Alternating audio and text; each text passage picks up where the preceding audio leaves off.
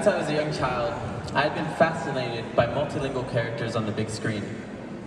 There was James Bond, Jack Ryan, John Wick, Indiana Jones, James Bond, any other dude whose name started with a J.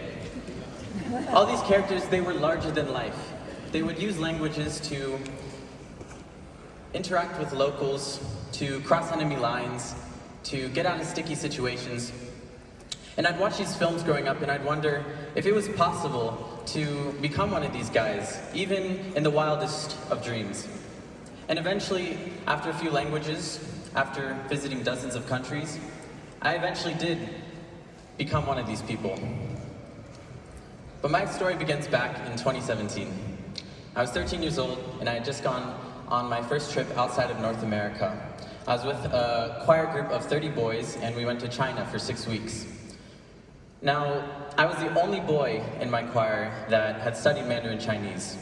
And out of 30 of us, I knew that that would mean that I'd have a very different experience when we went there. And around our second or third day, we were in the city of Shenyang, and we met with a local choir. And I was the only one that was able to interact with these girls from a different part of the world. And while most of my friends had to suffice with smiles and nods, I was able to have true connection. These girls, they would ask me questions like, is the sky also blue in America? Do you guys have grass in the United States? Do you guys eat dumplings in the United States as well? And I said, yeah, sure, if you're Jewish and it's Christmas. But that joke didn't translate well, sorry guys. But it was that day, when I was translating for 30 boys on this side and 30 girls on that side, that I realized that Mandarin for me at that time was a key. And I had just unlocked a world of different people and different perspectives. And I still study Mandarin Chinese to this day because I guess as they say, you never forget your first love. But time progressed. I got deeper into languages. I continued to study them, and my skills, what was once a hobby, became noticed by a local in Arizona who made an interview about me. And this was around the start of the pandemic, so it was at a time when most people were trying to figure out the most comfortable position on their couch.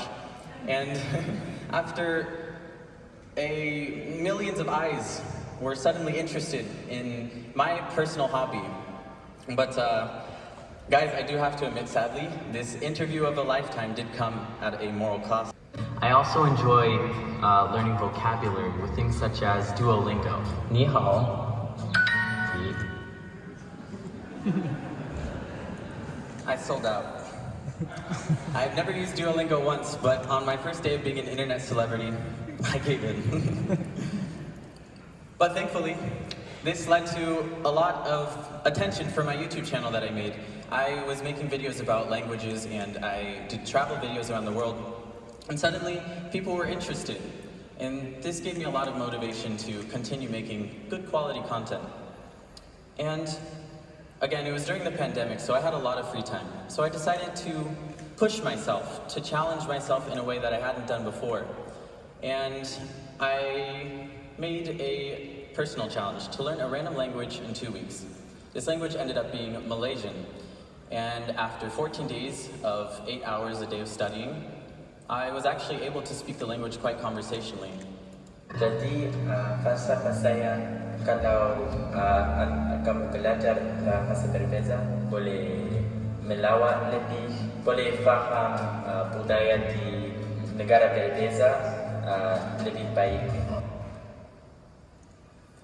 And yet again, that video got very popular, and I was featured in the largest news article in Malaysia. And now I like to joke that I'm a minor celebrity in Southeast Asia, if anyone was wondering. Fun fact. But fortunately for my 16-year-old ego, this fame, it didn't last much longer than a guy who picks up a Finnish grammar textbook. So I had a chance after this, sort of wave of attention started to phase off, and I had to think, okay, do I want to continue making videos about languages and about, interesting home videos, or did I want to use these languages and these conversational skills to make something bigger? And so I have to fill you guys in. Between China and the pandemic, I had actually started a series named Indigenous.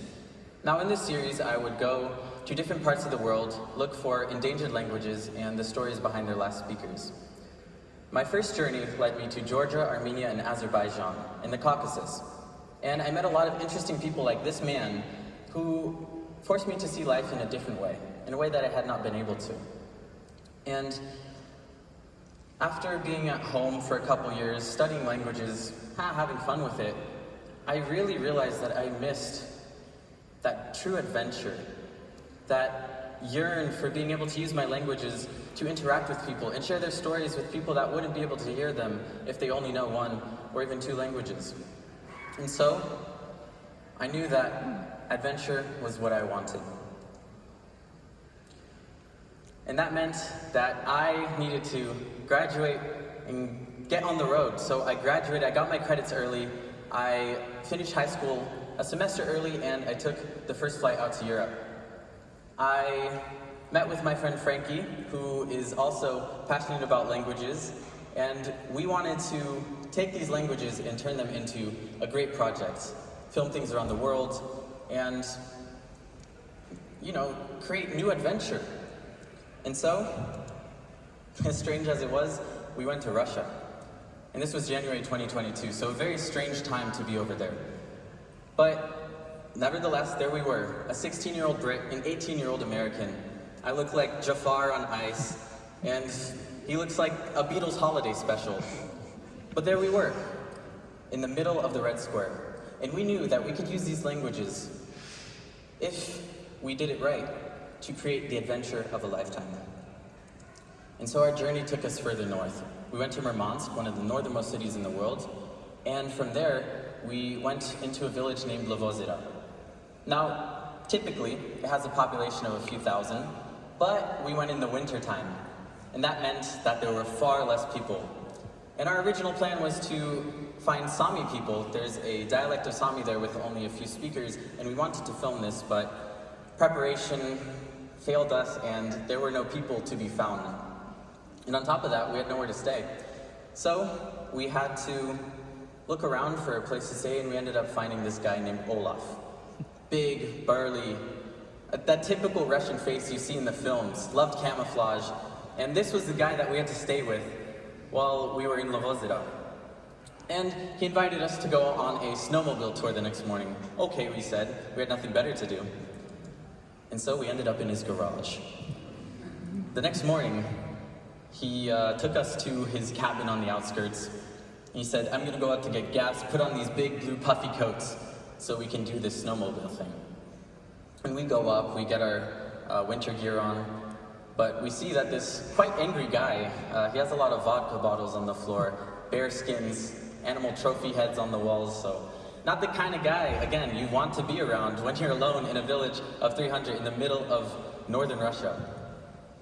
And so he comes back, and we give him the money, we give him the rubles that we agreed upon the night before.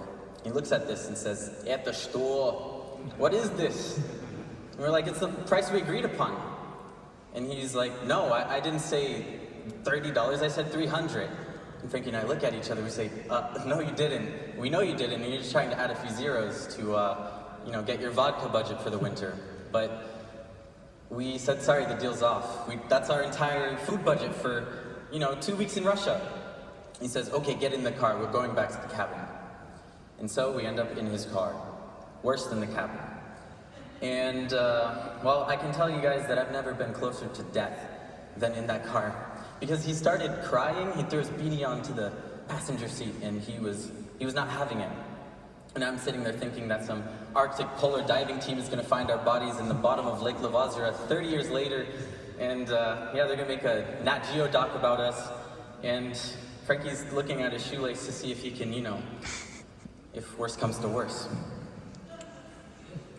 But fortunately, he takes us back to the cabin, and we realize we need to escape. We grab our things and we head to the outskirts of town, and we wait there for hours. It's a white nothingness, negative 20 degrees and a bit windy, and we just wait there until any car comes by. And eventually, after a couple hours, a man does come by and he says, "Ah, Murmansk, Well, I live halfway there. I can take you guys to Revda, the neighboring village, where I have a farm. We look at each other and say, yeah, sure. A farm is better than this place. And so we end up seeing the nicer side of northern Russia. We end up getting invited to this guy's farm. He shows us his geese, his animals, rabbits, and, well, his two co-workers who had drank all winter. They're just waiting for spring. But it was a moment like this that gave us hope again in our adventure and made us really realize just how exciting it is to be out in the cold, the white nothingness. And eventually we make it back to Murmansk and we continue our journey throughout Russia. And it gets even crazier from there, as you can imagine, but looking back, it was moments like these where language allowed me to have incredibly true adventure. Whether it was good or bad or painful, it was exciting. But then again, had I never learned Russian, I probably wouldn't have been there in the first place. But adventure, it comes in many names. While those kind of adventures and journeys would force me to get out of my comfort zone and test my mental and physical strength, I'd also had many adventures up until that point and after that where I was forced to open my heart. And it was moments like those that really changed how I see this world. For example, after Russia, I went back to Armenia and I saw that old man from Yerevan, who I'd met many years before, or I looked for him, but unfortunately he passed away. And I talked to his wife, I gave him photos of his husband, who she hasn't seen in years, and those moments were very touching for me. And I have a compilation of them right here that I would like to show you guys, just to show you how incredibly touching this world can be through adventure.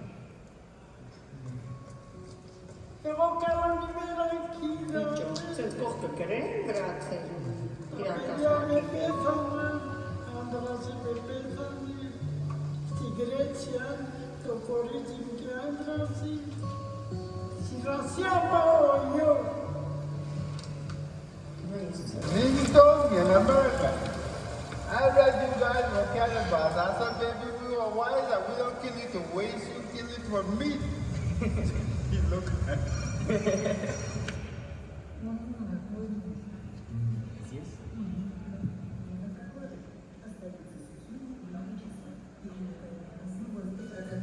Это мне память. Спасибо. Thank you. Thank you. И прикинь сейчас, выйдешь из дома без ничего, лишь бы убежать, чтобы тебя не убили. Так и было. Убивали из-за того, что мы грузили. Сейчас понятно. Очень понятно. Потому что, конечно, это не видит, как это хороший язык. Está legal. Да. En tu idioma. Utawach es ¿cómo estás? Utawach. Y Imots. Mangjosh. So you meet incredible people around the world. You get touched by them. You go on a crazy adventure. But what about next? What about when you come home, you unpack the suitcase, nobody's changed when you get back, and, life carries on. Well, I find this to be the most beautiful part of adventure. It's when you get to reflect on the people you've seen, the places you've been. It's also when you get to sharpen your sword for the next battle, so to speak. It's when you get to learn the next language, research the next destination. I find this to be an incredible part of travel. For me, this looked like going to Paris. I was recently there this spring, speaking to hundreds of kids in France about my journeys, the people I've met across the way, and with the hopes of them being able to see the world in a bit wider of a perspective.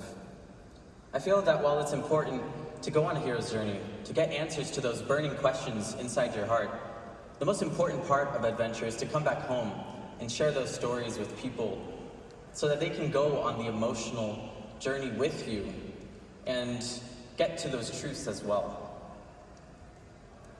In that same breath, I just finished writing a book about my travels in the hopes that people can understand what it's like to be on the road, especially as a young teenager in the modern world where there's war and chaos, yeah, but there's also intense connection, and that there's still a bit of that adventure, that spirit of adventure out there in this world if we look for it.